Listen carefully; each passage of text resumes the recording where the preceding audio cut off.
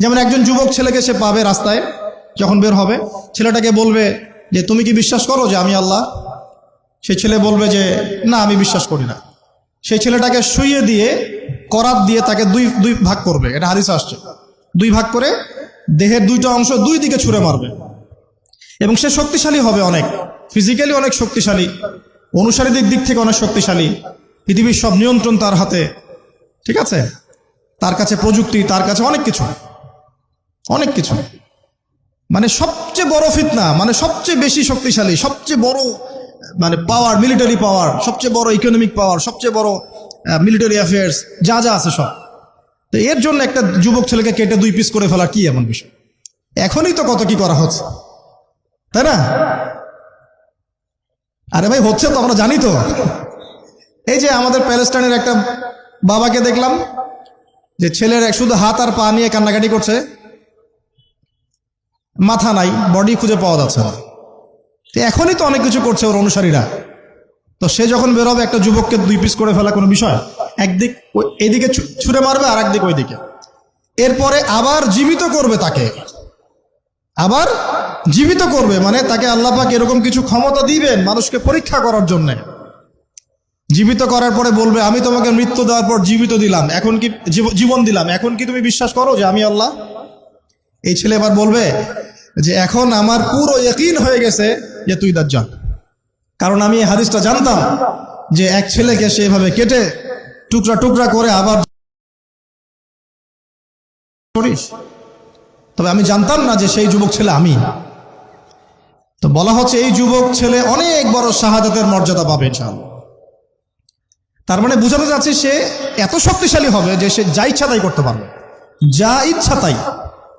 এখন কি আপনারা দেখছেন না যে গাজাতে যা ইচ্ছা তাই করা হচ্ছে? যা ইচ্ছা তাই। ইচ্ছা হলো আপনার ঘরটা ভেঙে দিলাম, ইচ্ছা হলো আপনার মেয়েকে তুলে নিয়ে আসলাম, ইচ্ছা হলো আপনার ছেলেটাকে নিয়ে কারাগারে রেখে দিলাম, ইচ্ছা হলো রিমান্ডে নিয়ে নিলাম, ইচ্ছা হলো আপনার জমিটা দখল করে ফেললাম, ইচ্ছা হলো আকাশ থেকে একটা বোম ফেলে আপনার বাচ্চাকে হত্যা করে ফেললাম। যা ইচ্ছা তাই, যা ইচ্ছা তাই, কেউ কিছু বলার নাই।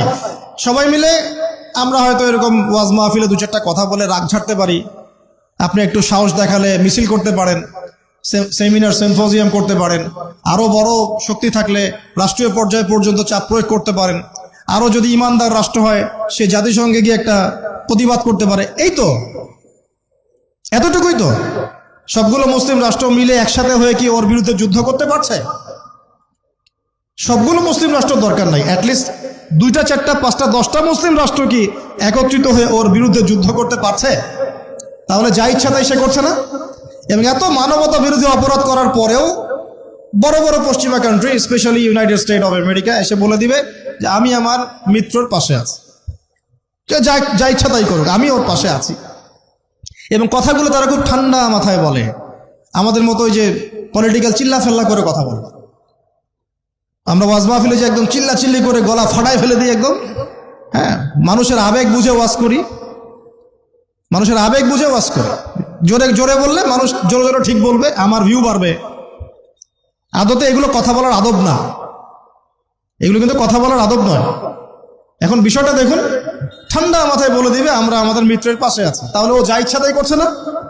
একটা ছোট রাষ্ট্র যদি যা ইচ্ছা তাই করতে পারে, দাজ্জাল করতে পারবে না? তাই মনে হয়। এখন সে এভাবে বিশ্বটাকে শাসন করবে। আপনি যদি মেনে নেন তাহলে আপনি সমৃদ্ধি পাবেন, না মানলে আপনাকে দুর্ভিক্ষ দিয়ে দিবে।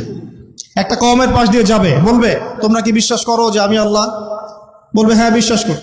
ব্যাস, এদেরকে সমৃদ্ধি, সোনা দানা হীরা জহরত যত খাজানা খনি আছে দিয়ে দিবে। একটা কওমের পাশ দিয়ে যাবে, বিশ্বাস করো আমি আল্লাহ, সে বলবে না আমরা বিশ্বাস করি না, তার ইমানদার। ওদের উপর বৃষ্টি বন্ধ হয়ে যাবে, দুর্ভিক্ষ। এখন দুর্ভিক্ষ, বৃষ্টি বন্ধ হওয়া ইত্যাদির অনেক ব্যাখ্যাও আছে। মূল কথাটা আসেন, সে যদি বিশ্বটাকে শাসন করতে চায় অনুসারীর দরকার আছে কি নাই? আছে না নাই? আচ্ছা, এবার একটু ভালো করে বোঝেন। মনে করেন আপনার নাম হচ্ছে আমাদের আব্দুল্লাহ ভাই, মনে করেন, বা আব্দুর রহমান, ঠিক আছে? আব্দুর রহমান ভাই আমাদের মনে করেন যে বিশ্বটাকে শাসন করতে চায়। তাহলে ভাই আপনি বলেন তো, এই বিশ্বের অর্থনীতি আপনার নিয়ন্ত্রণ করতে হবে কি না? হবে না? হবে না। না নিয়ন্ত্রণ করে কি আপনি বিশ্ব শাসন করতে পারবেন? আচ্ছা, আপনাকে বিশ্বের এই পুরো গ্লোবাল অ্যাফেয়ার্স, পলিটিক্যাল অ্যাফেয়ার্সগুলো নিয়ন্ত্রণ করতে হবে কি না? হবে কি হবে না? আচ্ছা, আপনাকে বিশ্বের মিডিয়াগুলো নিয়ন্ত্রণে রাখতে হবে কি না? হবে কি না? আপনাকে বিশ্বের বড় বড় অস্ত্রশস্ত্রগুলো নিজের করে মজুত করতে হবে কি না? বিশ্বের সবচেয়ে দামি বিষয়গুলো যেমন অয়েল, গোল্ড, সিলভার, পেট্রোডলার, এগুলো আপনার নিয়ন্ত্রণে থাকতে হবে কি না? থাকতে হবে। আচ্ছা, বিশ্বের অর্থনীতি থেকে শুরু করে, রাজনীতি থেকে শুরু করে, সমরনীতি থেকে শুরু করে, মিডিয়া, প্রযুক্তি এগুলো আপনার নখদর্পণে থাকতে হবে কিনা? তার মানে দাজ্জাল যদি বিশ্ব শাসন করতে চায়, তাকে এই প্রত্যেকটা বিষয়কে নিয়ন্ত্রণ করতে হবেই। এখন আমার প্রশ্ন, সে কাদেরকে নিয়ে বিশ্ব শাসন করবে? উত্তরটা হাদিস থেকে নিয়ে নেবেন। নবী সাল্লাল্লাহু আলাইহি ওয়াসাল্লাম বলেছেন, সে ইহুদিদেরকে নিয়ে বিশ্ব শাসন করবে। মুসলমানদেরকে নিয়ে না, বৌদ্ধদেরকে নিয়ে না, খ্রিস্টানদেরকে নিয়ে না, অন্য কাউকে নিয়ে না। কাদেরকে নিয়ে? এমনকি ইস্পাহান যে শহরটার কথা এসেছে, ওই জায়গাটার থেকেও 70,000 ইহুদি তার সাথে যোগ দিবে। কত হাজার? আরো যোগ দিবে এক শ্রেণীর মেয়ে। এক শ্রেণীর মেয়ের কথা আসছে, যাদেরকে আপনি ঘরে রাখতে পারবেন না। তাদের বাবা, ভাই, স্বামী মিলেও ঘরে বেঁধে রাখতে পারবে না, ছুটে ওর সাথে যোগ দেবে। এক শ্রেণী হচ্ছে ইহুদিরা, এক শ্রেণী এরকম মেয়েরা, আর এক শ্রেণী হচ্ছে কিছু মোনাফেক, যার অন্তরে সামান্য পরিমাণ নেফাকিও থাকবে, সেও শেষে ওর সাথে গিয়ে যোগ দেবে। মূল যোগ দিবে কারা? তাহলে মূল বাহিনীটা কাদেরকে নিয়ে গঠিত বলেন? আচ্ছা, এখন আপনি আমাদেরকে বলেন, এবার আমার দিকে তাকান, ফোকাস করেন, এখান থেকে আমরা আস্তে আস্তে একটা কনক্লুশনে আসবো। সে খোদা দাবি করবে, আপনি যদি মেনে নেন তাহলে তার জান্নাতে ঢুকবেন, যদি না মানেন তাহলে তার জাহান্নামে ঢুকবেন। তার জান্নাতে ঢোকা মানে হচ্ছে আসলে জাহান্নামে ঢোকা, আর তার জাহান্নামে ঢোকা মানে হচ্ছে আসলে জান্নাতে ঢোকা। যেমন একজন যুবক ছেলেকে সে পাবে রাস্তায়, যখন বের হবে, ছেলেটাকে বলবে যে তুমি কি বিশ্বাস করো যে আমি আল্লাহ? সেই ছেলে বলবে যে না, আমি বিশ্বাস করি না। সেই ছেলেটাকে শুইয়ে দিয়ে, করাত দিয়ে তাকে দুই ভাগ করবে, এটা হাদিসে আসছে। দুই ভাগ করে দেহের দুইটা অংশ দুই দিকে ছুঁড়ে মারবে, এবং সে শক্তিশালী হবে, অনেক ফিজিক্যালি অনেক শক্তিশালী, অনুসারীদের দিক থেকে অনেক শক্তিশালী, পৃথিবীর সব নিয়ন্ত্রণ তার হাতে, ঠিক আছে? তার কাছে প্রযুক্তি, তার কাছে অনেক কিছু, মানে সবচেয়ে বড় ফিতনা, মানে সবচেয়ে বেশি শক্তিশালী, সবচেয়ে বড় মানে পাওয়ার, মিলিটারি পাওয়ার, সবচেয়ে বড় ইকোনমিক পাওয়ার, সবচেয়ে বড় মিলিটারি অ্যাফেয়ার্স, যা আছে সব। তো এর জন্য একটা যুবক ছেলেকে কেটে দুই পিস করে ফেলা কি এমন বিষয়?